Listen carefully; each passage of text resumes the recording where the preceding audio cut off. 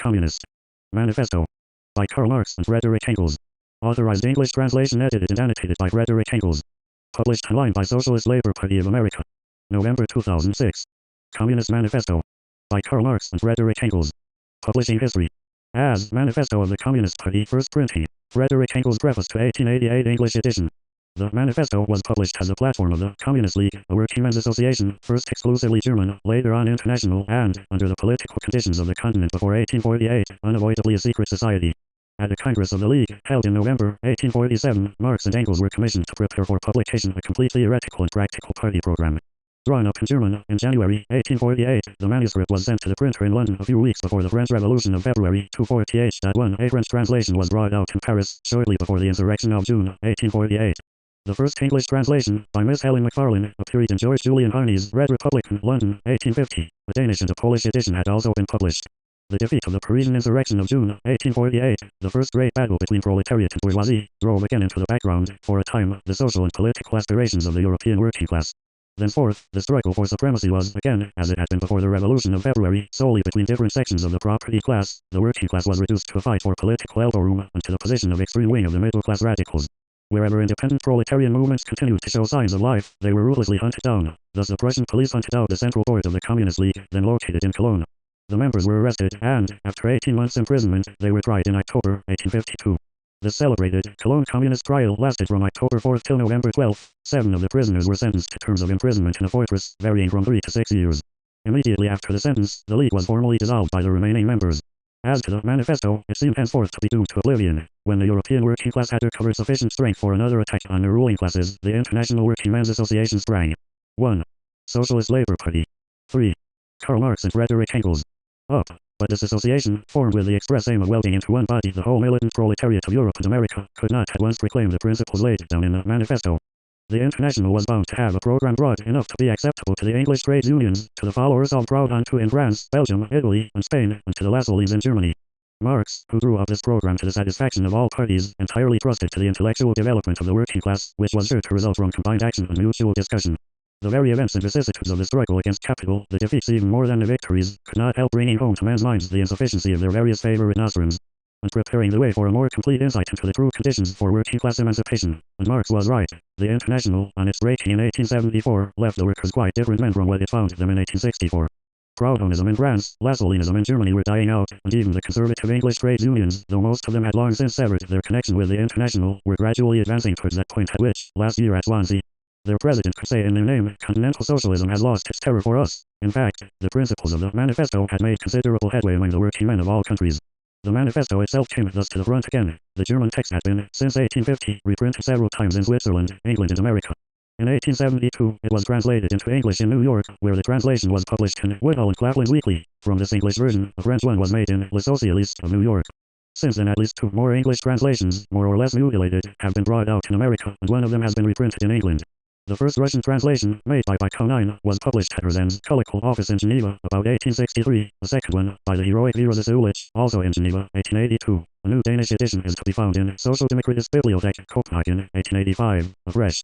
To La Salle personally, to us, always acknowledged. French translation in Le Socialiste, Paris, 1886. From this latter a Spanish version was prepared and published in Madrid, 1886. The German reprints are not to be counted, there have been 12 altogether at the least. An Armenian translation, which was to be published in Constantinople some months ago, did not see light, I am told, because the publisher was afraid of bringing out a book with the name of Marx on it, while the translator declined to call it his own production. Of further translations into other languages I have heard, but had not seen them. Thus the history of the manifesto reflects, to a great extent, the history of the modern working class movement. At present it is doubtless the most widespread, the most international production of all socialist literature. The common platform acknowledged by millions of working men from Siberia to California. Yet, when it was written, we could not have called it a socialist manifesto. By socialists, in 1847, were understood, on the one hand, the adherents of the various utopian systems, Owenists in England, Fourierists in France, both of them already reduced to the position of mere sects, and gradually dying out; on the other hand, the most multifarious social quacks, who, by all manners of tinkering, professed to redress, without any danger to capital and profit, all sorts of social grievances, in both cases men outside the working class movement, and looking rather to the educated classes for support. Whatever portion of the working class had become convinced of the insufficiency of mere political revolutions, and had proclaimed the necessity of a total social change, that portion, then, called itself communist. It was a crude, rough-hewn, purely instinctive sort of communism. Still, it touched the cardinal point and was powerful enough amongst the working class to produce the utopian communism of Capet in France, and in Germany, of Lee Idling. Thus, socialism was, in 1847, a middle-class movement, communism a working-class movement. Socialism was, on the continent at least, respectable, communism was the very opposite. And as our notion, from the very beginning, was that the emancipation of the working class must be the act of the working class itself, there could be no doubt as to which of the two names we must take. Moreover, we have, ever since, been far from repudiating it. The Manifesto being our joint production, I consider myself bound to state that the fundamental proposition which forms its nucleus, belongs to Marx. That proposition is, that in every historical epoch, the prevailing mode of economic production and exchange, and the social organization necessarily following from it, form the basis upon which it is built up, and from which alone can be explained the Socialist Labor Party. 5. Karl Marx and Frederick Engels. Political and intellectual history of that epoch, that consequently the whole history of mankind has been a history of class struggles, contests between exploiting and exploited, ruling and oppressed classes. That the history of these class struggles form a series of evolution in which, now a stage has been reached where the exploited and oppressed class, the proletariat, cannot attain its emancipation from the sway of the exploiting and ruling class, the bourgeoisie, without, at the same time, and once and for all emancipating society at large from all exploitation, oppression, class distinctions and class struggles. This proposition, which, in my opinion, is destined to do for history what Darwin's theory has done for biology, we, both of us, had been gradually approaching for some years before 1845. How far I had independently progressed towards it is best shown by my condition of the working class in England. But when I again met Marx at Brussels, in spring, 1845, he had it ready worked out, and put it before me, in terms almost as clear as those in which I have stated it here. From our joint preface to the German edition of 1872, I quote the following: However much the state of things may have altered during the last 25 years, the general principles laid down in the Manifesto are, on the whole, as correct today as ever. Here and there some detail might be improved. The practical application of the principles will depend, as the Manifesto itself states, everywhere and at all times, on the historical conditions for the time being existing, and, for that reason, no special stress is laid on the revolutionary measures proposed at the end of section 2. That passage would, in many respects, be very differently worded today. In view of the gigantic strides of modern industry since 1848, and of the accompanying improved and extended organization of the working class, in view of the practical experience gained, first in the February Revolution, and then, still more, in the Paris Commune. 3. Where the proletariat for the first time held political power for 2 whole months, this program has in some details been antiquated. One thing especially was proved by the Commune, viz. That the working class cannot simply lay hold of ready-made state machinery and wield it for its own purposes. See the Civil War in France, Address of the General Council of the International Working Men. The Condition of the Working Class in England in 1844. By Frederick Engels. Translated by Florence K. Wisniewski, New York, Lovell, London, W. Reeves, 1888. 3. Socialist Labor Party. 6. Communist Manifesto. Association, London, Truelove, 1871, p. 15, where this point is further developed. Further, it is self-evident that the criticism of socialist literature is deficient in relation to the present time, because it comes down only to 1847, also, that the remarks on the relation of the communists to the various opposition parties, section IV. Although in principle still correct, yet in practice are antiquated, because the political situation has been entirely changed, and the progress of history has swept from off the earth the greater portion of the political parties there enumerated. But then, the Manifesto has become a historical document which we have no longer any right to alter.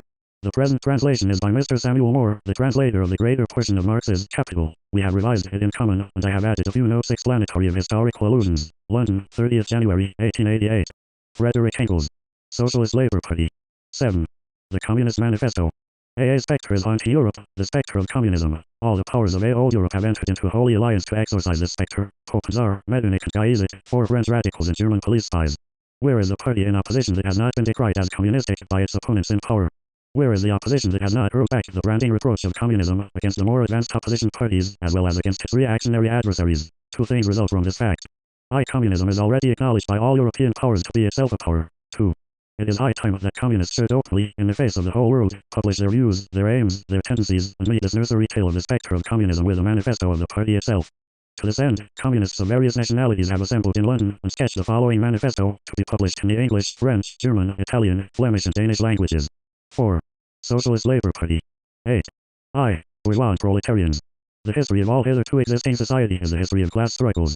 Freeman and slave, patrician and plebeian, lord and serf, guildmaster and journeyman, in a word, oppressor and oppressed, stood in constant opposition to one another, carried on an uninterrupted, now hidden, now open fight, a fight that each time ended either in a revolutionary reconstitution of society at large, or in the common ruin of the contending classes. In the earlier epochs of history, we find almost everywhere a complicated arrangement of society into various orders, a manifold gradation of social rank. In ancient Rome we have patricians, knights, plebeians, slaves. In the Middle Ages, feudal lords, vassals, guildmasters, journeymen, apprentices, serfs. In almost all of these classes, again, subordinate gradations. The modern bourgeois society that has sprouted from the ruins of feudal society has not done away with class antagonisms. It has but established new classes, new conditions of oppression, new forms of struggle in place of the old ones. Our epoch, the epoch of the bourgeoisie, possesses, however, this distinct feature: it has simplified class antagonisms. Society as a whole is more and more splitting up into two great hostile camps, into two great classes directly facing each other, bourgeoisie and proletariat. From the serfs of the Middle Ages sprang chartered workers of the earliest towns. From these burgesses the first elements of the bourgeoisie were developed. By bourgeoisie is meant the class. The discovery of America, the rounding of the Cape, opened up fresh ground for the rising bourgeoisie.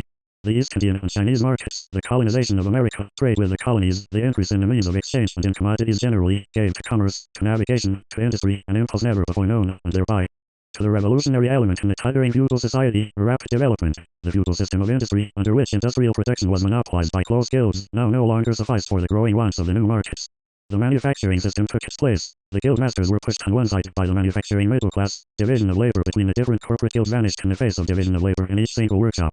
Meantime the markets kept ever growing, the demand ever rising. Even manufacturers no longer sufficed. Thereupon, steam and machinery revolutionized industrial production. The place of manufacture was taken by the giant, modern industry, the place of the industrial middle class, by industrial millionaires, the leaders of the whole industrial armies, the modern bourgeois. Modern industry has established the world market, for which the discovery of America paved the way. This market has given an immense development to commerce, to navigation, to communication by land. This development has, in turn, reacted on the extension of industry, and in proportion as industry, commerce, navigation, railways extended, in the same proportion the bourgeoisie developed, increased its capital, and pushed into the background every class handed down from the Middle Ages. We see, therefore, how the modern bourgeoisie is itself the product of a long course of development, of a series of revolutions in the modes of production and of exchange. Each step in the development of the bourgeoisie was accompanied by a corresponding political advance of that class. An oppressed class under the sway of the feudal nobility, an armed and self-governing association of medieval commune, here independent urban republic, there taxable third estate of the monarchy afterwards, in the period of manufacture. Commune was the name taken in France by the nascent towns even before they had conquered from their feudal lords and masters local self-government and political rights as a third estate. Generally speaking, for the economical development of the bourgeoisie, England is here taken as the typical country; for its political development, France. Socialist Labour Party. 10. Communist Manifesto. Proper, serving either the semi-feudal or the absolute monarchy as a counterpoise against the nobility and, in fact, cornerstone of the great monarchies in general, the bourgeoisie has at last, since the establishment of modern industry and of the world market, conquered for itself. In the modern representative state, exclusive political sway, the executive of the modern state is viewed a committee for managing the common affairs of the whole bourgeoisie. The bourgeoisie, historically, has played the most revolutionary part. The bourgeoisie, wherever it has got the upper hand, has put an end to all feudal, patriarchal, idyllic relations. It has pitilessly torn asunder the motley feudal ties that bound man to his natural superiors, and has left no other nexus between man and woman than nature's self-interest, than callous, cash payment. It has drowned out the most heavenly ecstasies of religious fervor, of chivalrous enthusiasm, of Philistine sentimentalism, in the icy water of egotistical calculation. It has resolved personal worth into exchange value, and in place of numberless indefeasible chartered freedoms, has set up its single, unconscionable freedom, free trade. In one word, for exploitation, veiled by religious and political illusions, it has substituted naked, shameless, direct, brutal exploitation. The bourgeoisie has stripped of its halo every occupation hitherto honored and looked up to with reverent awe. It has converted the physician, the lawyer, the priest, the poet, the man of science, into its paid wage laborers. The bourgeoisie has torn away from the family its sentimental veil, and has reduced the family relation to a mere money relation. The bourgeoisie has disclosed how it came to pass that the brutal display of vigor in the Middle Ages, which reactionists so much admire, found its fitting complement in the most slothful indolence. It has been the first to show what man's activity can bring about. It has accomplished wonders far surpassing Egyptian pyramids, Roman aqueducts, and Gothic cathedrals. It has conducted expeditions that put in the shade all former exoduses of nations and crusades. The bourgeoisie cannot exist without constantly revolutionizing the instruments of production, and thereby the relations of production, and with them the whole relations of society. Conservation of the old modes of production in unaltered form was, on the contrary, the first condition of existence for all earlier industrial classes. Constant revolutionizing of production, uninterrupted disturbance of all social conditions, everlasting uncertainty and agitation distinguish the bourgeois epoch from all earlier ones. All fixed, fast-frozen relations. Socialist Labour Party. 11. Karl Marx and Frederick Engels. With their train of ancient and venerable prejudices and opinions, are swept away, all new-formed ones become antiquated before they can ossify. All that is solid melts into air, all that is holy is profaned, and man is at last compelled to face with sober senses his real condition of life, and his relations with his kind. The need of a constantly expanding market for its products chases the bourgeoisie over the whole surface of the globe. It must nestle everywhere, settle everywhere, establish connections everywhere. The bourgeoisie has through its exploitation of the world market given a cosmopolitan character to production and consumption in every country. To the great chagrin of reactionists, it has drawn from under the feet of industry the national ground on which it stood. All old established national industries have been destroyed or are daily being destroyed. They are dislodged by new industries, whose introduction becomes a life and death question for all civilized nations, by industries that no longer work up indigenous raw material, but raw material drawn from the remotest zones, industries whose products are consumed, not only at home, but in every quarter of the globe, In place of the old wants, satisfied by the protection of the country, we find new wants, requiring for their satisfaction the products of distant lands and climes. In place of the old local and national seclusion and self-sufficiency, we have intercourse in every direction, universal interdependence of nations, and as in material, so also in intellectual protection. The intellectual creations of individual nations become common property. National one-sidedness and narrow-mindedness become more and more impossible, and from the numerous national and local literatures, there arises a world literature. The bourgeoisie, by the rapid improvement of all instruments of protection, by the immensely facilitated means of communication, draws all, even the most barbarian, nations into civilization. The cheap prices of its commodities are the heavy artillery with which it batters down all Chinese walls, with which it forces the barbarians' intensely obstinate hatred of foreigners to capitulate. It compels all nations, on pain of extinction, to adopt the bourgeois mode of protection. It compels them to introduce what it calls civilization into their midst, i.e., to become bourgeois themselves. In one word, it creates the world after its own image. The bourgeoisie has subjected the country to the rule of the towns. It has created enormous cities, has greatly increased the urban population as compared with the rural, and has thus rescued a considerable part of the population from the idiocy of rural life. Just as it has made the country dependent on the towns, so it. Socialist Labour Party. 12. Communist Manifesto. Has made barbarian and semi-barbarian countries dependent on the civilized ones, nations of peasants on nations of bourgeois, the East and the West. The bourgeoisie keeps more and more doing away with the scattered state of the population, of the means of protection, and of property. It has agglomerated population, centralized means of protection, and has concentrated property in a few hands. The necessary consequence of this was political centralization. Independent, or but loosely connected provinces, with separate interests, laws, governments and systems of taxation, became lumped together into one nation, with one government, one code of laws, one national class interest, one frontier and one customs tariff. The bourgeoisie, during its rule of scarce 100 years, has created more massive and more colossal protective forces than have all preceding generations together. Subjection of nature's forces to man, machinery, application of chemistry to industry and agriculture, steam navigation, railways, electric telegraphs, clearing of whole continents for cultivation, canalization of rivers. Whole populations conjured out of the ground. What earlier century had even a presentiment that such protective forces lumbered in the lap of social labor? We see then, the means of protection and of exchange on whose foundation the bourgeoisie built itself up, were generated in feudal society. At a certain stage in the development of this means of protection and of exchange, the conditions under which feudal society produced and exchanged, the feudal organization of agriculture and manufacturing industry, in one word, the feudal relations of property became no longer compatible with the already developed protective forces. They became so many fetters. They had to be burst asunder. They were burst asunder. Into their place stepped free competition, accompanied by a social and political constitution adapted to it, and by the economical and political sway of the bourgeois class. A similar movement is going on before our own eyes. Modern bourgeois society with its relations of protection, of exchange and of property, a society that has conjured up such gigantic means of protection and of exchange, is like a sorcerer who is no longer able to control the powers of the netherworld has called up by his spells. For many a decade past, the history of industry and commerce is but the history of the revolt of modern protective forces against modern conditions of protection, against the property relations that are the conditions for the existence of the bourgeoisie and of its rule. It is enough to mention the commercial crises that by their periodical return put on its trial, each time more threateningly. Socialist Labour Party. 13.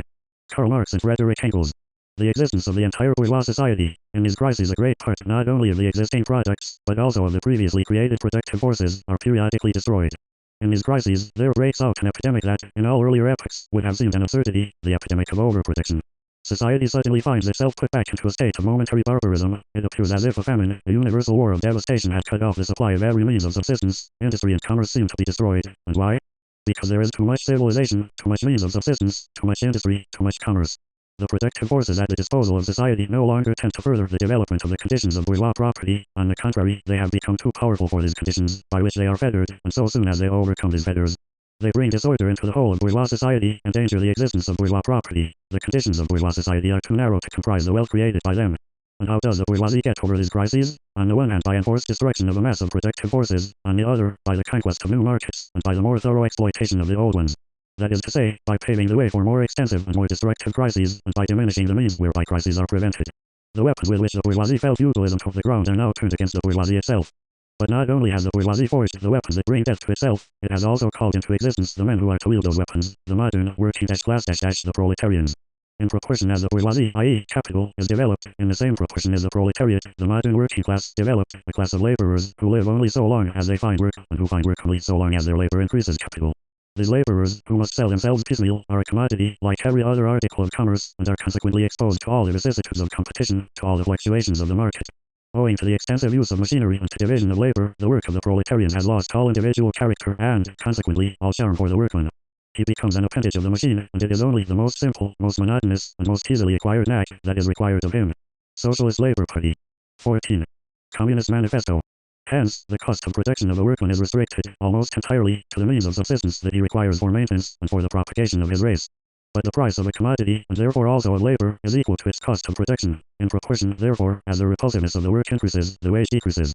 Nay more, in proportion as the use of machinery and division of labor increases, in the same proportion the burden of toil also increases, whether by prolongation of the working hours, by increase of the work exacted in a given time, or by increased speed of the machinery, etc. Modern industry has converted the little workshop of the patriarchal master into the great factory of the industrial capitalist. Masses of laborers, crowded into the factory, are organized like soldiers. As privates of the industrial army they are placed under the command of a perfect hierarchy of officers and sergeants. Not only are they slaves of the bourgeois class and of the bourgeois state, they are daily and hourly enslaved by the machine, by the overlooker, and, above all, in the individual bourgeois manufacturer himself. The more openly this despotism proclaims gain to be its end and aim, the more petty, the more hateful, and the more embittering it is. The less the skill and exertion of strength implied in manual labor, in other words, the more modern industry becomes developed, the more is the labor of men superseded by that of women.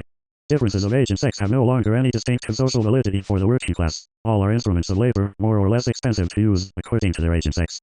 No sooner is the exploitation of the laborer by the manufacturer, so far, at an end, than he receives his wages in cash, than he is set upon by the other portion of the bourgeoisie, the landlord, the shopkeeper, the pawnbroker, etc. The lower strata of the middle class, the small tradespeople, shopkeepers, and retired tradesmen generally, the handicraftsmen and peasants, all is sink gradually into the proletariat, partly because their diminutive capital does not suffice for the scale on which modern industry is carried on, and is swamped in the competition with the large capitalists, partly because their specialized skill is rendered worthless by new methods of production. Thus the proletariat is recruited from all classes of the population. The proletariat goes through various stages of development. With its birth begins its struggle with the bourgeoisie. At first the contest is carried on by individual laborers, then by the workpeople of a factory, then by the operatives of one trade, in one locality, against the individual bourgeois who directly exploits. Socialist Labor Party. 15. Karl Marx and Frederick Engels. They direct their attacks not against the bourgeois conditions of production, but against the instruments of production themselves. They destroy imported wares that compete with their labor, they smash to pieces machinery, they set factories ablaze. They seek to restore by force the vanished status of the workman of the Middle Ages. At this stage the laborers still form an incoherent mass scattered over the whole country and broken up by their mutual competition.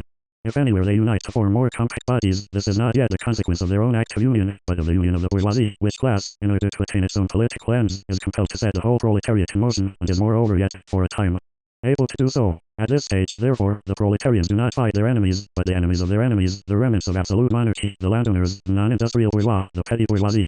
Thus the whole historical movement is concentrated in the hands of the bourgeois. Every victory so obtained is a victory for the bourgeoisie. But with the development of industry, the proletariat not only increases in number, it becomes concentrated in greater masses, its strength grows, and it feels that strength more. The various interests and conditions of life within the ranks of the proletariat are more and more equalized, in proportion as machinery obliterates all distinctions of labor, and nearly everywhere reduces wages to the same low level.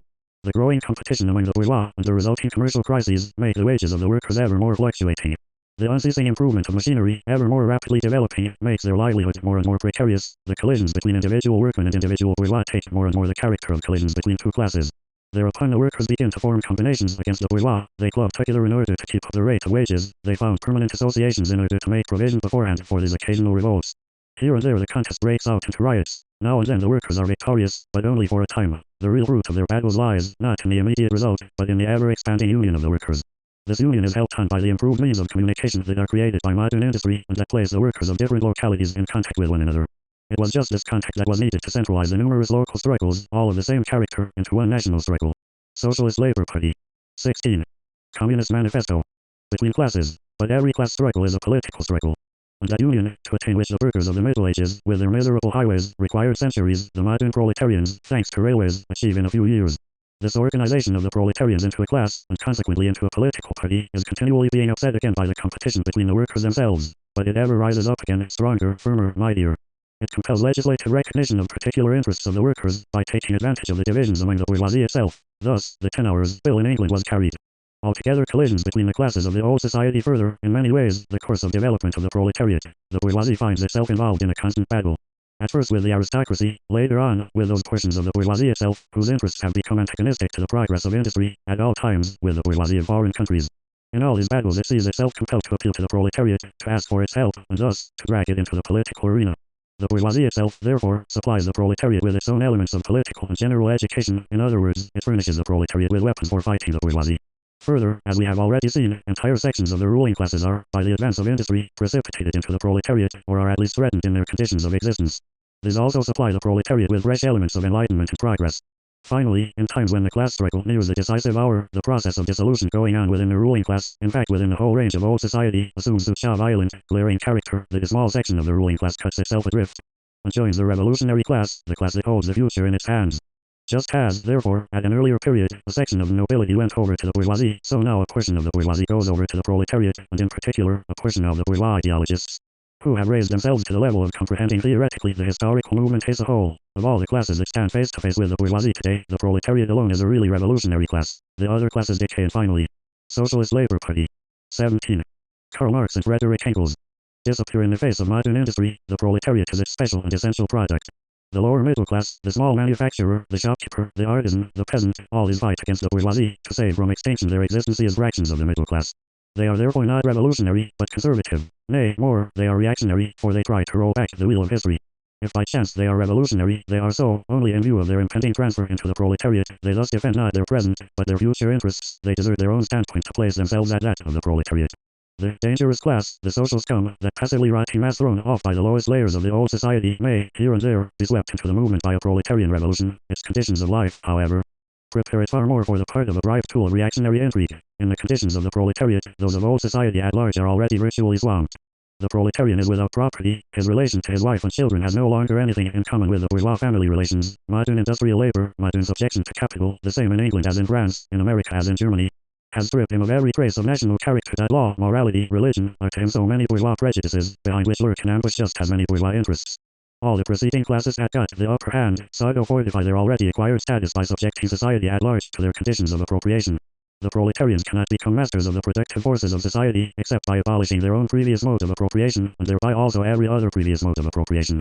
They have nothing of their own to secure and to fortify. Their mission is to destroy all previous securities for, and insurances of, individual property. All previous historical movements were movements of minorities, or in the interest of minorities. The proletarian movement is a self-conscious, independent movement of the immense majority, in the interest of the immense majority. The proletariat, the lowest stratum of our present society, cannot stir, cannot raise itself up, without the whole superincumbent strata of official society being sprung into the air, though not in substance, yet in form. The struggle of the proletariat with the Socialist Labour Party. 18. Communist Manifesto. Bourgeoisie is at first a national struggle. The proletariat of each country must, of course, first of all settle matters with its own bourgeoisie. In depicting the most general phases of the development of the proletariat, we trace the more or less veiled civil war raging within existing society, up to the point where that war breaks out into open revolution, and where the violent overthrow of the bourgeoisie lays the foundation for this way of the proletariat. Hitherto, every form of society has been based, as we have already seen, on the antagonism of oppressing and oppressed classes. But in order to oppress a class, certain conditions must be assured to it under which it can, at least, continue its slavish existence.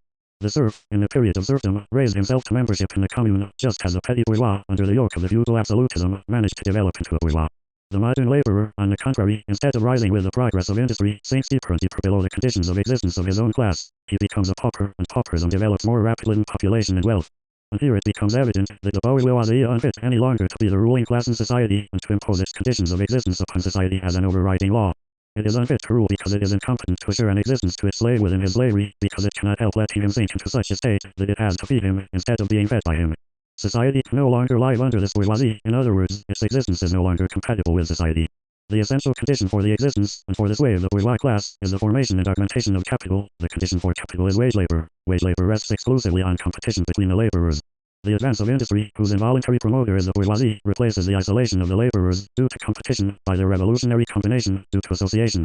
The development of modern industry, therefore, cuts from under its feet the very foundation on which the bourgeoisie produces and appropriates products.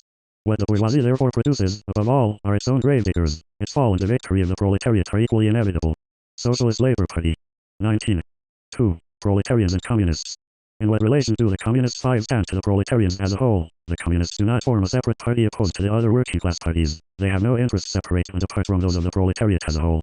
They do not set up any sectarian principles of their own, by which to shape and mold the proletarian movement.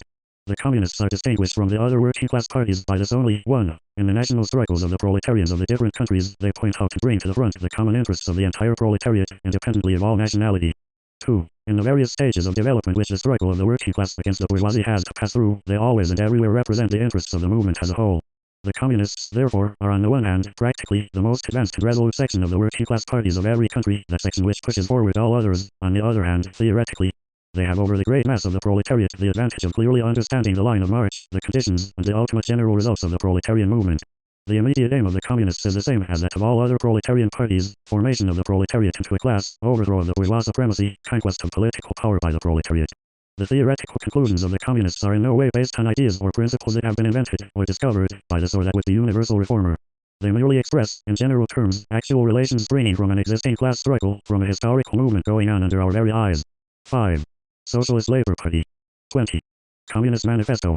The abolition of existing property relations is not at all a distinctive feature of communism. All property relations in the past have continually been subject to historical change consequent upon a change in historical conditions. The French Revolution, for example, abolished feudal property in favor of bourgeois property. The distinguishing feature of communism is not the abolition of property generally, but the abolition of bourgeois property. But modern bourgeois private property is the final and most complete expression of the system of producing and appropriating products that is based on class antagonisms, on the exploitation of the many by the few. In this sense, the theory of the communists may be summed up in a single sentence: abolition of private property. We communists have been reproached with the desire of abolishing the right of personally acquiring property as the fruit of a man's own labor, which property is alleged to be the groundwork of all personal freedom, activity and independence. Hard won, self-acquired, self-earned property. Do you mean the property of petty artisan and of the small peasant, a form of property that preceded the bourgeois form? There is no need to abolish that. The development of industry has to a great extent already destroyed it, and is still destroying it daily. Or do you mean modern bourgeois private property? But does wage labor create any property for the laborer? Not a bit. It creates capital, i.e., that kind of property which exploits wage labor, and which cannot increase except upon condition of begetting a new supply of wage labor for fresh exploitation.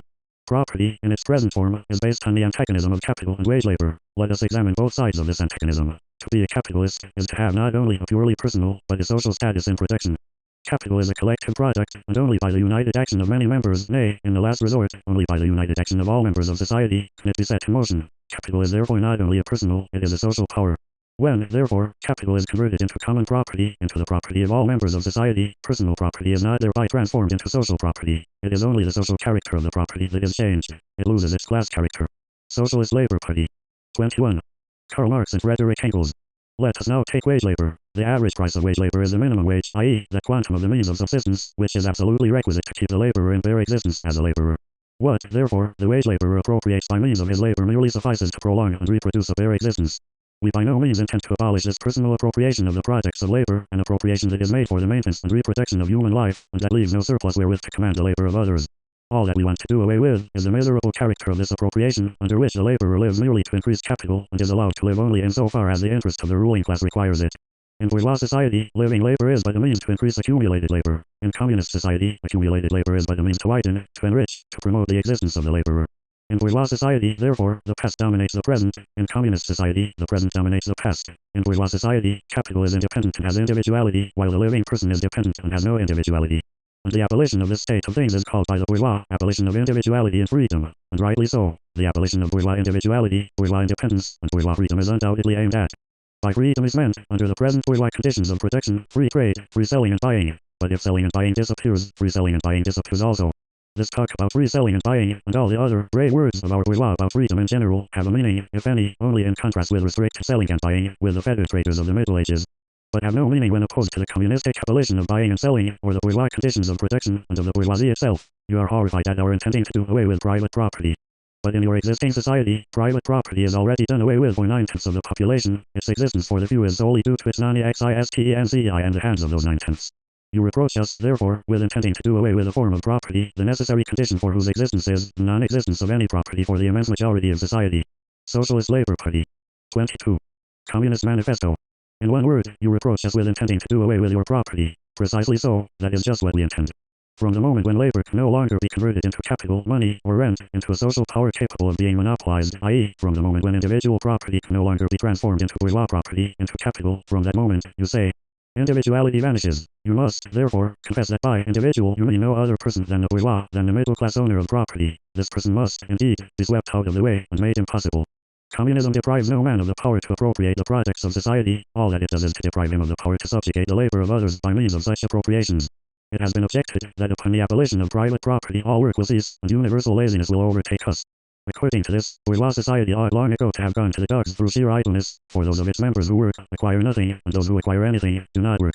The whole of this objection is but another expression of the tautology, that there can no longer be any wage labor when there is no longer any capital. All objections urged against the communistic mode of producing and appropriating material products have, in the same way, been urged against the communistic mode of producing and appropriating material products have, in the same way, been urged against the communistic modes of producing and appropriating intellectual products. Just as, to the bourgeois, the disappearance of class property is the disappearance of production itself, so the disappearance of class culture is to him identical with the disappearance of all culture. That culture, the loss of which he laments, is, for the enormous majority, a mere training to act as a machine. But don't wrangle with us so long as you apply, to our intended abolition of bourgeois property, the standards of your bourgeois notions of freedom, culture, law, etc. Your very ideas are but the outgrowth of the conditions of your bourgeois protection and bourgeois property, just as your jurisprudence is but the will of your class made into a law for all, a will whose essential character and direction are determined by the economical conditions of existence of your class, the selfish misconception that induces you to transform into eternal laws of Socialist Labor Party. 23. Karl Marx and Frederick Engels. Nature and the reason, the social forms springing from your present mode of protection and form of property, historical relations that rise and disappear in the progress of protection, this misconception you share with every ruling class that has preceded you. What you see clearly in the case of ancient property, what you admit in the case of feudal property, you are of course forbidden to admit in the case of your own bourgeois form of property. Abolition of the family. Even the most radical flare-up had this infamous proposal of the communists. On what foundation is the present family, the bourgeois family, based? On capital, on private gain. In its completely developed form, this family exists only among the bourgeoisie, but the state of things finds its complement in practical absence of the family among the proletarians, and in public prostitution. The bourgeois family will vanish as a matter of course when its complement vanishes, and both will vanish with the vanishing of capital. Do you charge us with wanting to stop the exploitation of children by their parents? To this crime we plead guilty. But, you will say, we destroy the most hallowed of relations when we replace home education by social. And your education, is not it also social and determined by the social conditions under which you educate, by the intervention, direct or indirect, of society by means of schools, etc. The communists have not invented the intervention of society in education, they do but seek to alter the character of that intervention and to rescue education from the influence of the ruling class. The bourgeois claptrap about the family and education, about the hallowed correlation of parent and child, become all more disgusting, the more, by the action of modern industry, all the family ties among the proletarians are torn asunder, and their children transformed into simple articles of commerce and instruments of labor. But you communists would introduce community of women, screams the whole bourgeoisie in chorus. The bourgeois sees his wife a mere instrument of protection. He hears that the instruments of protection are to be exploited in common, and, naturally, can come to no other conclusion than that the lot of being common to all will likewise fall to the women. He has not even a suspicion that the real point aimed at is to do away with the Socialist Labor Party. 24. Communist Manifesto. Status of women as mere instruments of protection. For the rest, nothing is more ridiculous than the virtuous indignation of our bourgeois at the community of women which, they pretend, is to be openly and officially established by the communists. The communists have no need to introduce community of women, it has existed almost from time immemorial. Our bourgeois, not content with having the wives and daughters of their proletarians at their disposal, not to speak of common prostitutes, take the greatest pleasure in seducing each other's wives. Bourgeois marriage is in reality a system of wives in common, and thus, at the most, what the communists might possibly be reproached with, is that they desire to introduce, in substitution for a hypocritically concealed, and openly legalized system of free love. For the rest, it is self-evident that the abolition of the present system of protection must bring with it the abolition of community of women springing from that system, i.e., of prostitution both public and private.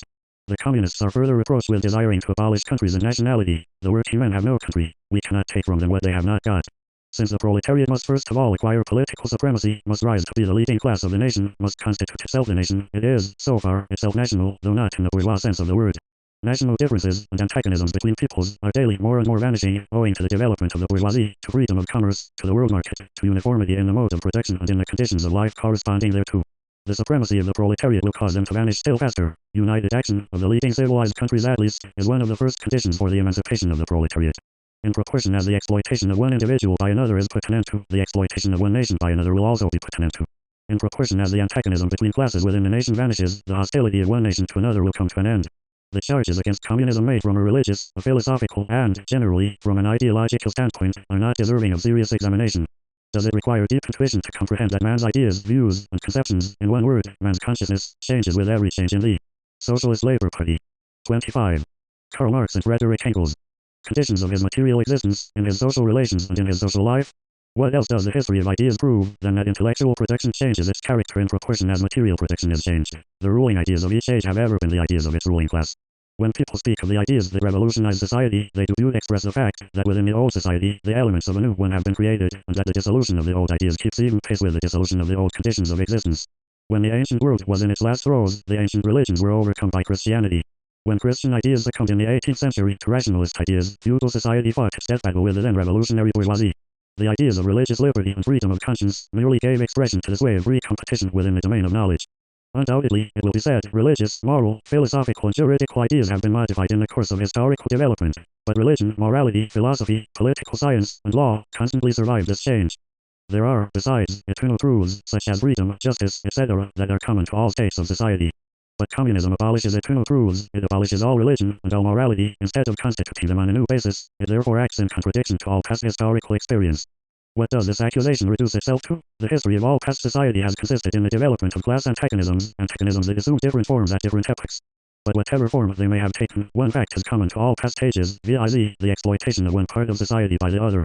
No wonder, then, that the social consciousness of past ages, despite all the multiplicity and variety it displays, moves within certain common forms, or general ideas, which cannot completely vanish except with the total disappearance of class antagonisms. The communist revolution is the most radical rupture with traditional property relations. No wonder that its development involves the most radical rupture with traditional ideas. But let us have done with the bourgeois objections to communism. We have seen above that the first step in the revolution by the working class is to raise the proletariat to the position of ruling class, to win the battle of democracy. The proletariat will use its political supremacy to wrest, by degrees, all capital. Socialist Labour Party. 26. Communist Manifesto. From the bourgeoisie, to centralize all instruments of protection in the hands of the state, 6 i.e., of the proletariat organized as the ruling class, and to increase the total protective forces as rapidly as possible. Of course, in the beginning, this cannot be effected except by means of despotic inroads on the rights of property and on the conditions of bourgeois protection, by means of measures, therefore, which appear economically insufficient and untenable, but which, in the course of the movement, outstrip themselves, necessitate further inroads upon the old social order, and are unavoidable as a means of entirely revolutionizing the mode of protection. These measures will of course be different in different countries. 7. Nevertheless, in most advanced countries, the following will be pretty generally applicable. 1. Abolition of property in land and application of all rents of land to public purposes.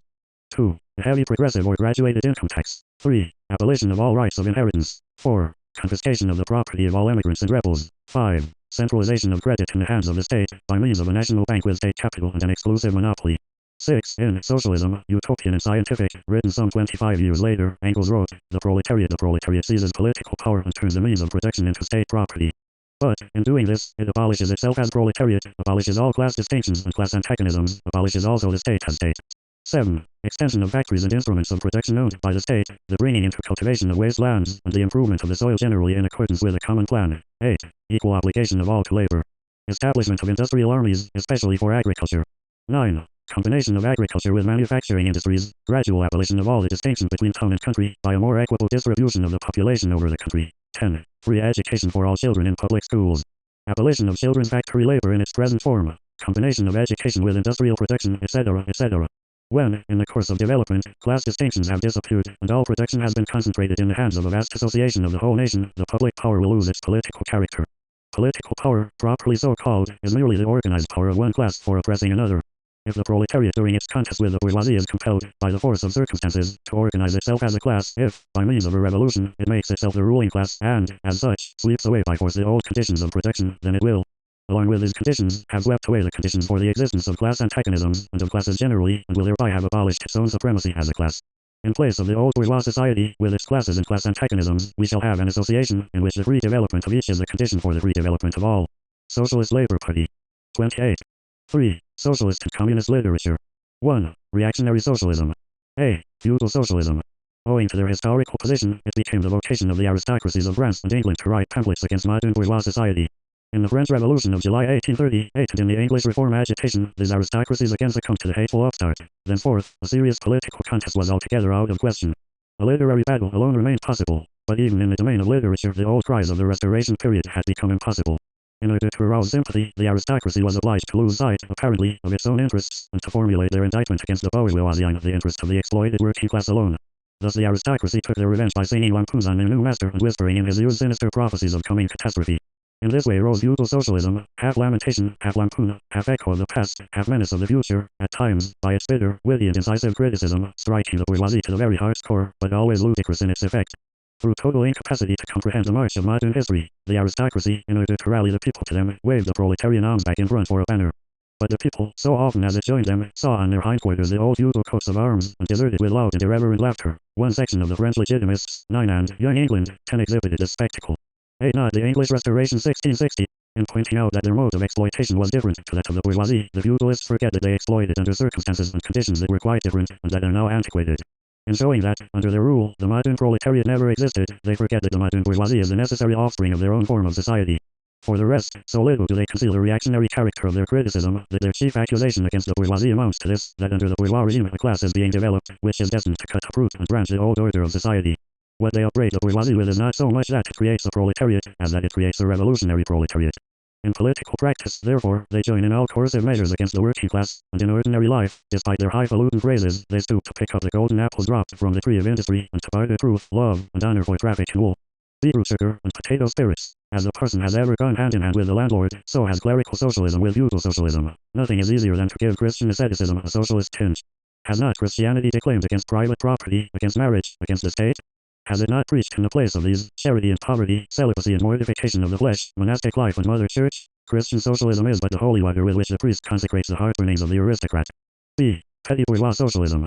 The feudal aristocracy was not the only class that was ruined by the bourgeoisie, not the only class whose conditions of existence pined and perished in the atmosphere of modern bourgeois society. The medieval burgesses and the small peasant proprietors were the precursors of the modern bourgeoisie. In those countries which are but little developed, industrially and commercially, these two classes still vegetate side by side with the rising bourgeoisie. This applies chiefly to Germany, where the landed aristocracy and squirearchy have large portions of their estates cultivated for their own account by stewards, and are, moreover, extensive beetroot sugar manufacturers and distillers of potato spirits. The wealthier British aristocracy are, as yet, rather above that, but they, too, know how to make up for declining rents by lending their names to floaters or more or less shady joint stock companies. Socialist Labour Party. 30. Communist Manifesto. In countries where modern civilization has become fully developed, a new class of petty bourgeois has been formed, fluctuating between proletariat and bourgeoisie, and ever renewing itself as a supplementary part of bourgeois society. The individual members of this class, however, are being constantly hurled down into the proletariat by the action of competition, and, as modern industry develops, they even see the moment approaching when they will completely disappear as an independent section of modern society, to be replaced in manufactures, agriculture and commerce, by overlookers, bailiffs and shopmen. In countries, like France, where the peasants constitute far more than half of the population, it was natural that writers who sided with the proletariat against the bourgeoisie should use, in their criticism of the bourgeois regime, the standard of the peasant and petty bourgeois. And from the standpoint of these intermediate classes should take up the cudgels for the working class. Thus arose petty bourgeois socialism. Sigmund XI was the head of this school, not only in France but also in England. This school of socialism dissected with great acuteness the contradictions in the conditions of modern production. It laid bare the hypocritical apologies of economists. It proved, incontrovertibly, the disastrous effects of machinery and division of labor, the concentration of capital and land in a few hands, overproduction and crises. It pointed out the inevitable ruin of the petty bourgeois and peasant, the misery of the proletariat, the anarchy in production, the crying inequalities in the distribution of wealth, the industrial war of extermination between nations, the dissolution of old moral bonds, of the old family relations, of the old nationalities. In it, positive aims, however, this form of socialism aspires either to restoring the old means of production and of exchange, and with them the old property relations, and the old society, or to cramping the modern means of production and of exchange.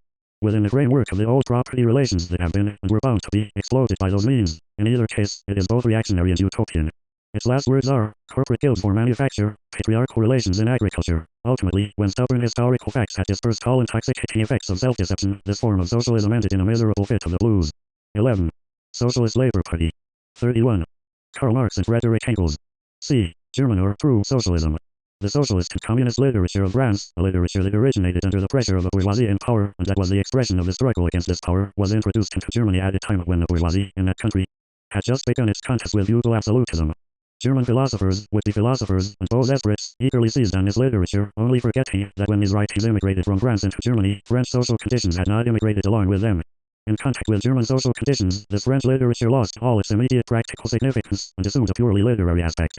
Thus, told German philosophers of the 18th century, the demands of the First French Revolution were nothing more than the demands of practical reason in general, and the utterance of the will of the revolutionary French bourgeoisie signified in their eyes the laws of pure will. A will as it was bound to be, of true human will generally. The work of the German literati consisted solely in bringing the new French ideas into harmony with their ancient philosophical conscience, or rather, in annexing the French ideas without deserting their own philosophic point of view. This annexation took place in the same way in which a foreign language is appropriated, namely by translation. It is well known how the monks wrote silly lives of Catholic saints over the manuscripts on which the classical works of ancient heathendom had been written. The German literati reversed this process with the profane French literature. They wrote their philosophical nonsense beneath the French original. For instance, beneath the French criticism of the economic functions of money, they wrote alienation of humanity, and beneath the French criticism of the bourgeois state, they wrote dethronement of the category of the general, and so forth. The introduction of these philosophical phrases at the back of the French historical criticism they dubbed philosophy of action, true socialism, German science of socialism, philosophical foundation of socialism, and so on. The French socialist and communist literature was thus completely emasculated.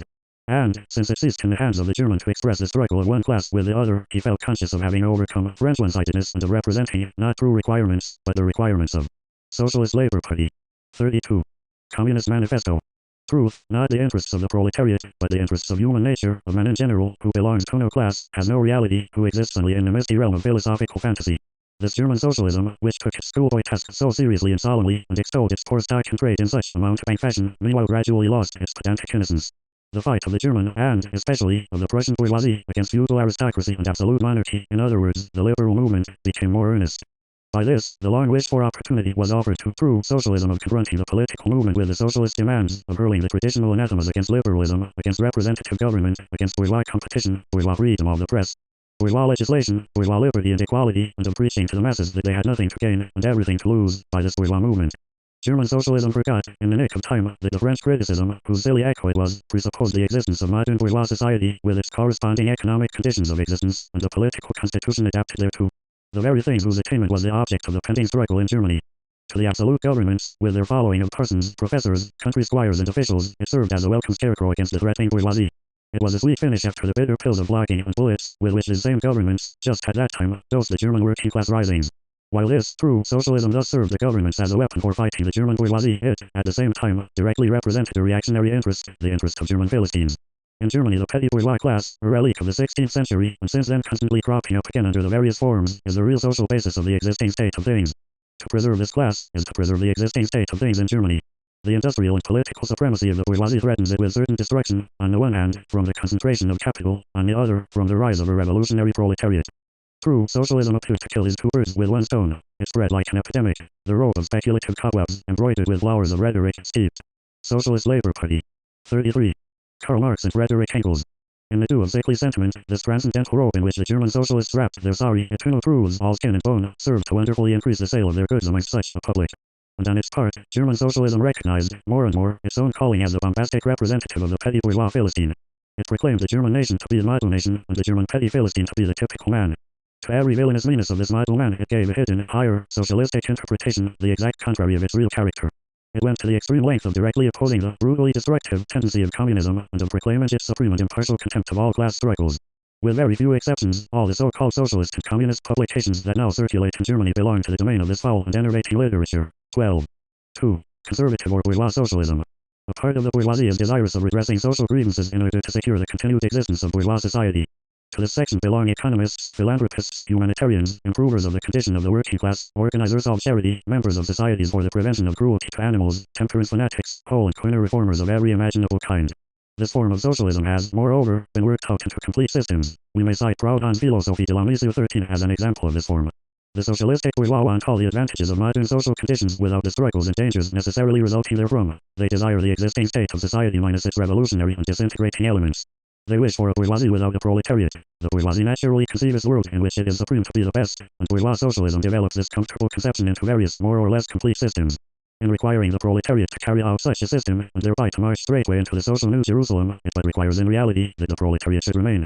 12. The revolutionary storm of 1848 swept away this whole shabby tendency and cured its protagonists of the desire to dabble in socialism. The chief representative and classical type of this tendency is Mr. Karl. 13. Socialist Labor Party. 34. Communist Manifesto. Within the bounds of existing society, but should cast away all its hateful ideas concerning the bourgeoisie. A second and more practical, but less systematic form of this socialism sought to depreciate every revolutionary movement in the eyes of the working class, by showing that no mere political reform, but only a change in the material conditions of existence, in economical relations, could be of any advantage to them. By changes in material conditions of existence, this form of socialism, however, by no means understands abolition of the bourgeois relations of production, an abolition that can be effected only by a revolution, but administrative reforms, based on the continued existence of these relations. Reforms, therefore, that in no respect affect the relations between capital and labor, but, at the best, lessen the cost, and simplify the administrative work, of bourgeois government. Bourgeois socialism attains adequate expression when, and only when, it becomes a mere figure of speech. Free trade, for the benefit of the working class. Protective duties, for the benefit of the working class. That prison reform, for the benefit of the working class. This is the last word and the only seriously meant word of bourgeois socialism. It is summed up in the phrase, the bourgeois is a bourgeois, for the benefit of the working class. 3. Critical utopian socialism and communism. We do not here refer to that literature which, in every great modern revolution, has always given voice to the demands of the proletariat, such as the writings of Baby of 14 and others. The first direct attempts of the proletariat to attain its own ends, made in times of universal excitement, when feudal society was being overthrown, these attempts necessarily failed, owing to the then undeveloped state of the proletariat, as well as to the absence of the economic conditions for its emancipation, conditions that had yet to be produced, and could be produced by the impending bourgeois epoch alone. The revolutionary literature that accompanied these first movements of the proletariat had necessarily a reactionary character. It inculcated universal asceticism and social leveling in its crudest form. 14. Socialist Labor Party. 35. Karl Marx and Frederick Engels. The socialist and communist systems, properly so called, those of St. Simon, 15 Fourier, 160 and 17 and others, spring into existence in the early undeveloped period, described above, of the struggle between proletariat and bourgeoisie. The founders of this system see, indeed, the class antagonisms, as well as the action of the decomposing elements in the prevailing form of society. But the proletariat, as yet in its infancy, offers to them the spectacle of a class without any historical initiative or any independent political movement. Since the development of class antagonism keeps even pace with the development of industry, the economic situation, as they find it, does not as yet offer to them the material conditions for the emancipation of the proletariat. They therefore search after a new social science, after new social laws, that are to create these conditions. Historical action is to yield to their personal inventive action historically created conditions of emancipation to fantastic ones, and the gradual, spontaneous class organization of the proletariat to an organization of society specially contrived by these inventors. Future history resolves itself, in their eyes, into the propaganda and the practical carrying out of their social plans. In the formation of their plans they are conscious of caring chiefly for the interests of the working class, as being the most suffering class. Only from the point of view of being the most suffering class does the proletariat exist for them. The undeveloped state of the class struggle, as well as their own surroundings, causes socialists of this kind to consider themselves far superior to all class antagonisms. They want to improve the condition of every member of society, even that of the most favored. Hence, they habitually appeal to society at large, without the distinction of class, nay, by preference, to the ruling class. For how can people, when once they understand their system, fail to see in it the best possible plan of the best possible state of society? Hence, they reject all political, and especially all revolutionary action. They. 1516-17 Robert Owen, Utopian socialist, reformer and manufacturer. A part owner and manager of a great cotton mill at New Lanark, in Scotland, he lowered hours and introduced humane conditions. Later he advanced communistic theories and was excommunicated by bourgeois society. He sacrificed his fortune on communistic experiments in America. Socialist Labour Party. 36. Communist Manifesto. Wish to attain their ends by peaceful means, and endeavor, by small experiments, necessarily doomed to failure, and by the force of example, to pave the way for the new social gospel. Such fantastic pictures of future society, painted at a time when the proletariat is still in a very undeveloped state, and has but a fantastic conception of its own position, correspond with the first instinctive yearnings of that class for a general reconstruction of society. But these socialist and communist publications contain also a critical element. They attack every principle of existing society, hence they are full of the most valuable materials for the enlightenment of the working class. The practical measures proposed in them, such as the abolition of the distinction between town and country, of the family, of the carrying on of industries for the account of private individuals, and of the wage system, the proclamation of social harmony, the conversion of the functions of the state into a mere superintendence of production, all these proposals point solely to the disappearance of class antagonisms which were, at that time, only just cropping up, and which, in these publications, are recognized in their earliest, indistinct and undefined forms only. These proposals, therefore, are of a purely utopian character. The significance of critical utopian socialism and communism bears an inverse relation to historical development. In proportion as the modern class struggle develops and takes definite shape, this fantastic standing apart from the contest, these fantastic attacks on it lose all practical value and all theoretical justification. Therefore, although the originators of this system were, in many respects, revolutionary, their disciples have, in every case, formed mere reactionary sects. They hold fast by the original views of their masters, in opposition to the progressive historical development of the proletariat. They, therefore, endeavor, and act consistently, to deaden the class struggle and to reconcile the class antagonisms. They still dream of experimental realization of their social utopias, of founding isolated phalansteres, of establishing home colonies, or setting up little Icaria, do some editions of the New Jerusalem, and totalize all these castles in the air. They are compelled to appeal to the feelings and purses of the bourgeois. By degrees they sink into the category of the reactionary conservative socialists depicted above, differing from these only by more systematic pedantry. Phalansteres were socialist colonies on the plan of Charles Fourier. Icaria was the name given by Capet to his utopia and, later on, to his American Communist colony. Socialist Labour Party. 37. Karl Marx and Frederick Engels. And by their fanatical and superstitious belief in the miraculous effects of their social science. They, therefore, violently oppose all political action on the part of the working class. Such action, according to them, can only result from blind unbelief in the new gospel. The Owenists in England, and the Fourierists in France, respectively oppose the Chartists and the Reformists. Socialist Labour Party. 38. IV. Position of the Communists in relation to the various existing opposition parties. Section 2. Has made clear the relations of the Communists to the existing working class parties, such as the Chartists 18 in England and the Agrarian Reformers in America. The Communists fight for the attainment of the immediate aims, for the enforcement of the momentary interests of the working class, but in movement of the present, they also represent and take care of the future of that movement. In France the Communists allied themselves with the Social Democrats, against the conservative and radical bourgeoisie, reserving, however, the right to take up a critical position in regard to phases and illusions traditionally handed down from the Great Revolution. In Switzerland they support the radicals, without losing sight of the fact that this party consists of antagonistic elements, partly of democratic socialists, in the French sense, partly of radical bourgeois. In Poland they support the party that insists on an agrarian revolution as the prime condition for national emancipation, that party which fomented the insurrection of Krakow in 1846. In Germany they fight with the bourgeoisie whenever it acts in a revolutionary way, against the absolute monarchy, the feudal squirearchy, and the petty bourgeoisie. But they never cease, for a single instant, to instill into the working class the clearest possible recognition of the hostile antagonism between bourgeoisie and proletariat, in order that the German workers may straightway use, as so many weapons against the bourgeoisie, the social and political conditions that the bourgeoisie must necessarily introduce along with its supremacy, and in order that, after the fall of the reactionary classes in Germany, the fight against the 18. Chartism was an independent political movement of the British workers from 1837 to 1848. The People's Charter, for which it fought, attacked the political power of the exploiting capitalist class and demanded, among other things, universal male suffrage and a secret ballot. Chartism is of an essentially social nature, a class movement. The party then represented in Parliament by Le Rollin, in literature by Louis Blanc, in the daily press by the Reform. The name of social democracy signified, with its inventors, a section of the Democratic or Republican Party more or less tinged with socialism. Socialist Labour Party. 39. Karl Marx and Frederick Engels. Bourgeoisie itself may immediately begin. The communists turn their attention chiefly to Germany, because that country is on the eve of a bourgeois revolution that is bound to be carried out under more advanced conditions of European civilization and with a much more developed proletariat than that of England was in the 17th and France in the 18th century, and because the bourgeois revolution in Germany will be but the prelude to an immediately following proletarian revolution. In short, the communists everywhere support every revolutionary movement against the existing social and political order of things. In all these movements they bring to the front, as the leading question in each, the property question, no matter what its degree of development at the time. Finally, they labor everywhere for the union and agreement of the democratic parties of all countries. The communists disdain to conceal their views and aims. They openly declare that their ends could be attained only by the forcible overthrow 19 of all existing social conditions. Let the ruling classes tremble at a communistic revolution. The proletarians have nothing to lose but their chains. They have a world to win. Working men of all countries unite. 19. Under the conditions then prevailing on the continent, absolutism, absence of democratic processes, there was no alternative to forcible overthrow, where peaceful. Appendix. Publisher's note. As an appendix to this printing of the famous Marx-Engels Communist Manifesto, 4 prefaces by the manifesto's authors are included. They are, the preface to the German edition of 1872, prepared jointly by Marx and Engels. The preface to the German edition of 1883, by Engels alone. The preface to the German edition of 1890, by Engels. And the preface to the first Italian edition of 1893, by Engels. The joint Marx-Engels preface to the first Russian edition of 1882 is quoted in full by Engels in his preface to the German edition of 1890.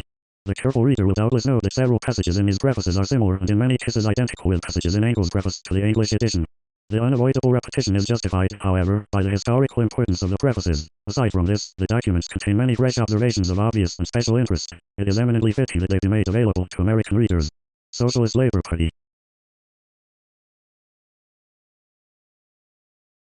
Prefaces by Marx and Engels. Translations by Emil F. Teichert. From the 6th authorized German edition of the Communist Manifesto, published in Berlin, 1904. By the Communist League, an international working men's association which, under the then existing conditions, could self-evidently maintain itself only as a secret society, commissioned the undersigned, at its Congress held in London, in November, 1847, to draw up for publication a detailed theoretical and practical party program. Thus resulted the following manifesto, the manuscript of which was sent to London for printing a few weeks before the February Revolution. First made published in German, it was reprinted in that language, in no less than 12 different editions, in Germany, England and America. In 1850 it first appeared in English in London, in the Red Republican, translated by Miss Helen Macfarlane, and in 1871 it had appeared in at least 3 different translations in America.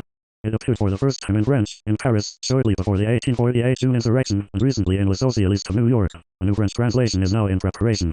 In London it appeared in Polish shortly after it was first issued in German. In Geneva it appeared in Russian in the 1860s. It was likewise translated into Danish soon after its appearance. However much the state of things may have altered during the last 25 years, the general principles laid down in this manifesto are, on the whole, as correct today as ever. Here and there some detail might be improved. The practical application of the principles will depend, as the manifesto itself states, everywhere and at all times, on the historical conditions existing at a given time, and for that reason no special stress is laid on the revolutionary measures proposed at the end of section 2. That passage would, in many respects, be very differently worded today. In view of the gigantic strides of modern industry since 1848, and of the accompanying improved and extended organization of the working class, in view of the practical experience gained, first in the February Revolution, and then, still, Socialist Labour Party. 42. Communist Manifesto. More, in the Paris Commune, where the proletariat for the first time held political power for 2 whole months, this program has in some details become antiquated. One thing especially was proved by the Commune, viz. that the working class cannot simply lay hold of the ready-made state machinery and wield it for its own purposes. Further, it is self-evident that the criticism of socialist literature is deficient in relation to the present time, because it comes down only to 1847, also, that the remarks on the relation of the communists to the various opposition parties, although in principle still correct today, yet in practice are antiquated, because the political situation has entirely changed, and the progress of history has swept from off the earth the greater portion of the political parties there enumerated. But, then, the manifesto has become a historical document which we have no longer any right to alter. A later edition might perhaps appear accompanied with an introduction spanning the period from 1847 to the present. The reprint at hand came upon us too unexpectedly to allow time to do that now. Karl Marx, Frederick Engels. London, June 24, 1872. To the foreword to the present edition has to be signed, alas, by me alone. Marx, the man to whom the entire working class of European America owes more than to anyone else. Marx lies at rest in the cemetery at Highgate, and the first grass is already growing on his grave. Less than ever since his death, there definitely cannot be any question of revising or supplementing the manifesto. All the more necessary is it, I believe, once again explicitly to state the following. The general basic proposition of the manifesto, that economic production of each historical epoch and the social organizations necessarily flowing therefrom furnish the basis for the political and cultural history of that epoch. That consequently all history has been a history of class struggles between the exploited and exploiters, between ruled and ruling classes during different stages of Socialist Labor Party. 43. Karl Marx and Frederick Engels. Historical development, this struggle has now reached a stage where the exploited and oppressed class cannot free itself from the exploiting and oppressing class without at the same time forever freeing the whole of society from exploitation. Oppression and class struggles, this basic proposition belongs solely and exclusively to Marx. 20. I have often stated this, but particularly at this time is it necessary that it also appear in the preface to the manifesto. F. Engels. London, June 28, 1883. 3. Since the foregoing was written, a new German edition of the manifesto has again become necessary, and various incidents transpired, tying up with the manifesto, that must be recorded here. A second Russian translation, by Vyacheslav Ulich, appeared in Geneva in 1882, the preface to which was written by Marx and me. Unfortunately, the original German manuscript has been lost track of, and I must, therefore, retranslate from the Russian, as a result of which the text gains in no way. It reads, the first Russian edition of the Manifesto of the Communist Party, Bakunin's translation, appeared at the beginning of the 1860s in the printing plant of Kulikov. At that time a Russian edition of this work had at most the significance of a literary curiosity for Western Europe. Today such a conception is no longer possible. The narrow limits to which the propaganda field of the proletarian movement was confined at the time of the manifesto's first appearance is best shown by the last section, position of the communists in relation to the various existing opposition parties. First of all, Russia and the United States are missing here. It was a time when Russia was the last great reserve of the European reaction, and emigration to the United States absorbed the surplus force of the European proletariat. Both countries furnished Europe with raw materials and, at the same time, served as markets for the sale of Europe's industrial products. Both, therefore. 20. This proposition, I say in the foreword of the English translation, which, in my opinion, is destined to do for history what Darwin's theory has done for natural science, we, both of us, had been gradually approaching for some years before 1845. How far I had independently progressed toward it is best shown by my condition of the working class in England. But when I again met Marx at Brussels in the spring of 1845, he had it completely worked out, and put it before me, in terms almost as clear as those in which I have stated it here. Socialist Labor Party. 44. Communist Manifesto. Served in one capacity or another as props for the European social order. How all this has changed today. European immigration has made possible specifically the colossal development of American agriculture and has, as a result of the ensuing competition, shaken large as well as small landed property in Europe to its foundation. At the same time it has made it possible for the United States to tap its rich industrial resources, and that with such energy, and upon such a scale, that in a short time an end must be put to the industrial monopoly of Western Europe. And both these circumstances react upon America in a manner that pushes it onward toward revolution. The small and medium-sized landed properties, operated by self-employing farmers, the basis for America's entire political system, are yielding more and more to the competition of giant farms, whereas at the same time a proletariat, growing in numbers, is being developed in the industrial districts in conjunction with a fabulous concentration of capital. Let us look to Russia. At the time of the 1848-49 revolution, not only the European monarchs, but the European bourgeoisie as well, saw in Russian intervention their only escape from the proletariat, which at that time was first becoming aware of its powers. They proclaimed the Tsar as head of the European reaction. Today he is a prisoner of the revolution in China. 21 and Russia constitutes the vanguard of Europe's revolutionary movement. The purpose of the Communist Manifesto was to proclaim the inevitably impending decline of present-day bourgeois property. But in Russia we find, along with the feverishly developing capitalist order, bourgeois ownership in land only in the process of development, while the greater part of the land is held in common by the peasants as community property. The question is, can this Russian peasant community ownership, which, to be sure, is already a very disintegrated form of primitive communal land ownership, pass over directly to a higher communist form of land ownership? Or must it first undergo the same process of dissolution which manifested itself in the historical development of Western Europe? The only possible answer to this question today is the following. If the Russian Revolution should become the signal for a workers' revolution in the West, so that each can supplement the other, then present-day Russian communal land ownership could serve as the starting point for the development of communism. London, January 21, 1882. 21. An imperial castle, built in 1776-81, located in the imperial town of the same name near St. Petersburg, to which the Tsar had withdrawn. Socialist Labor Party. 45. Karl Marx and Frederick Engels. A new Polish translation appeared in Geneva at the same time, Manifest Kommunistyczny. Furthermore, a new Danish translation appeared in Social Democratic Bibliothek, Copenhagen, 1885. It is unfortunately not quite complete. Certain essential points, which appear to have proved difficult for the translator, are omitted, and there are also instances of hastiness to be noted here and there, which appear all the more objectionable since it is apparent that the translator could have done better work had he exercised greater care. A new French translation appeared in Le Socialiste, Paris, in 1886. It is the best which has until now appeared. From this translation, in the same year, a Spanish translation was published, first in El Socialista of Madrid, and then as a pamphlet, Manifesto del Partido Comunista por Carlos Marx y F. Engels, Madrid, Administración del Socialista. Hernan Cortez 8. As a curiosity I must mention that in 1887 the manuscript of an Armenian translation was offered to a publisher in Constantinople. This good man, however, did not have the courage to print anything with the name of Marx on it, and suggested that the translator should rather designate himself as the author, which the latter, however, refused to do. After one and then another more or less faulty American translations were repeatedly printed in England, an authorized translation finally appeared in 1888. It was translated by my friend Samuel Moore, and we both checked it together once more before it was printed. The title is Manifesto of the Communist Party by Karl Marx and Frederick Engels. Authorized English translation, edited and annotated by Frederick Engels, 1888. London, William Reeves, 185 Fleet Street, EC. Some of the annotations to that edition I have added to the present one. The manifesto has had a history all its own. At the moment of its publication it was enthusiastically greeted by the then not yet too numerous vanguard of scientific socialism. But it was soon forced into the background with the suppression of the Parisian workers by the reaction beginning in June 1848, and it was finally proscribed by acts of the court as a result of the conviction of the Cologne communists in November 1852. With the withdrawal of the working class movement from the open field, dating from the February Revolution, the manifesto also passed into the background, when the European working class again had gathered sufficient strength for a Socialist Labour Party. 46. Communist Manifesto. New assault upon the might of the ruling class, the International Working Men's Association came into being. Its purpose was to weld into one great army the combined aggressive working class of Europe and America. It could for that reason not depart from the principles laid down in the manifesto. It had to have a program which would not lock the door on the English trade unions, on the French, Belgian, Italian and Spanish Provenists, and on the German Lassalleans. 22. This program, the considerations underlying the rules of the International, was formulated by Marx with a master hand acknowledged even by Bakunin and the anarchists. Marx relied solely and exclusively upon the intellectual development of the working class for that ultimate victory called for in the passages of the manifesto, as that development necessarily had to result from the workers' unity of action and discussion. The events and vicissitudes in the struggle against capital, the defeats more so than the successes, could not but make clear to the struggling workers the inadequacy of their former universal panaceas, and render their minds more receptive to a thorough understanding of the actual conditions for the emancipation of the working class. And Marx was right. The working class of 1874, at the dissolution of the International, was an entirely different working class from that at the time of its founding in 1864. Proudonism in the Latin countries, and specifically Lassalleanism in Germany, were dying out, and even the arch-conservative English trade unions were heading toward the point where the president of their 1887 Congress, at Swansea, could declare in their name, "Continental socialism has lost its terror for us." Yet continental socialism in 1887 was hardly still more than the theory proclaimed in the manifesto.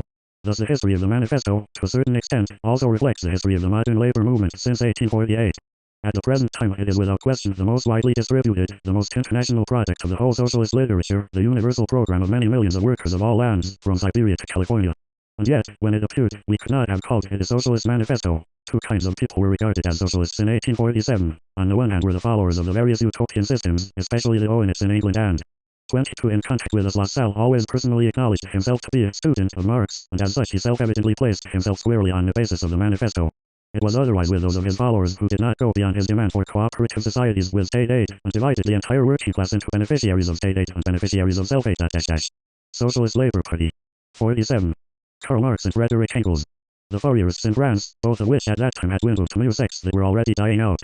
On the other hand were the numerous social quacks who, with their various panaceas and every type of patchwork, wanted to do away with social evils without, in the slightest, harming capital and profit. In both cases they were people outside the labor movement and looked far more for support from the educated classes. On the other hand, that part of the working class which was convinced of the inadequacy of a mere political revolution and demanded a fundamental transformation of society, that part at the time called itself communist. It was still a rough-hewn, instinctive and sometimes a crude communism, but it was powerful enough to give rise to two systems of utopian communism, in France the Icarian communism and in Germany the communism of idling. 23. In 1847 socialism signified a bourgeois movement and communism a working class movement. Socialism, at least on the continent, was respectable enough for the drawing room. Communism was the exact opposite. Since we were already then definitely of the opinion that the emancipation of the workers had to be the task of the working class itself, we could not for one moment be in doubt as to which of the two names to choose. Nor has it ever occurred to us to renounce it since then. Proletarians of all countries, unite! Only a few voices responded as we called out into the world these words, 42 years ago, on the eve of the first Paris Revolution in which the proletariat stepped forth with claims of its own. But on September 28, 1864, the proletarians of most of the Western European countries united themselves in the International Working Men's Association of glorious memory. To be sure, the International itself lived but 9 years.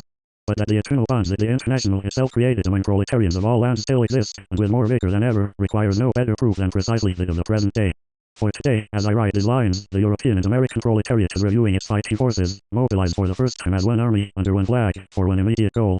The legal establishment of a regular 8-hour workday called for by the Congress of the International in Geneva in 1886, and once again by the Paris Workers' Congress of 1889. 24. And the spectacle of this day will open the eyes of the capitalists and landlords of all countries to the fact that the proletarians of all. 23. Wilhelm Weitling, the first German socialist writer to come from the working class. His communism amounted to a petty bourgeois demand for equality. His writings criticized bourgeois society from a moral point of view. 24. The founding Congress of the Second International. Socialist Labour Party. 48. Communist Manifesto. Countries are united indeed. Were only Marx still beside me to see this with his own eyes. F. Engels. London, the 1st of May, 1890. I.V. Engels' preface to the first Italian translation. To the Italian readers, the publication of the Communist Manifesto coincided, so to speak, with the date of the Milan and Berlin revolutions, March 18, 1848, that were uprisings of two nations, the one situated in the center of the European continent, the other in the center of the Mediterranean. Two nations till then weakened by discord and internal strife, which, as a consequence, had succumbed to foreign domination. While Italy was ruled by the Austrian Emperor, Germany, though more indirectly yet none the less effectively, had submitted to the yoke of the Tsar of all the Russias. As a consequence of March 18, 1848, Italy and Germany were relieved of their humiliation. If from 1848 to 1871 these two great nations were reconstituted, and were, in a manner, able to manage their own affairs, it was, as Karl Marx said, because the men who suppressed the 1848 revolution became, in spite of themselves, the executors of its testamentary will. Everywhere the revolution of that day was the work of the working class. It was the workers who built the barricades and who paid with their lives. However, only the workers of Paris, having overthrown the government, had as their purpose the overthrow of the bourgeois regime. But though they were aware of the fatal antagonism that existed between their own class and the bourgeoisie, neither the economic progress of the country nor the intellectual development of the mass of the French workers could have made possible a social reconstruction. The fruit of the revolution was, in the final analysis, therefore gathered by the capitalist class. In other countries, in Italy, Germany and Austria, the workers from the very beginning did not do more than raise the bourgeoisie to a position of power. But in any country ruled by the bourgeoisie is not possible without national independence. The revolution of 1848, therefore, had to result in unity and autonomy for these nations, which they, until then, had been lacking. Italy, Germany, Hungary and Socialist Labour Party. 49. Karl Marx and Frederick Engels. Poland will follow in their turn. If, then, the revolution of 1848 was not a socialist revolution, it cleared the way and prepared the ground for the socialist revolution. Through the impetus given to large-scale industry in all countries, the bourgeois regime has, during the past 45 years, everywhere created a numerous, concentrated and powerful proletariat. It has thereby created, to use the language of the Manifesto, its own gravediggers. Without the restoration of autonomy and unity in each nation, it is not possible to achieve international proletarian unity, or a peaceful and intelligent collaboration of these nations toward common aims. Imagine, if you can, the common international action of the Italian, Hungarian, German, Polish and Russian workers under the political conditions existing prior to 1848. Thus the battles of 1848 were not fought in vain, nor have the 45 years which separate us from that revolutionary milestone passed in vain. The harvest is ripening, and all that I desire is that the publication of this Italian translation may augur as well for the victory of the Italian proletariat as did the publication of the Manifesto originally for the International Revolution. The Manifesto fully acknowledges the revolutionary acts that capitalism accomplished in the past. Italy was the first capitalist nation. The close of the feudalistic Middle Ages, which opened the era of modern capitalism, was marked by a colossal figure, the Italian, Dante, who was at one and the same time the last medieval and the first modern poet. Today, as in 1300, a new historical era is unfolding. Will Italy give us another Dante to mark the hour of the birth of this new proletarian era? Frederick Engels. London, February 1, 1893. Socialist Labour Party. 50.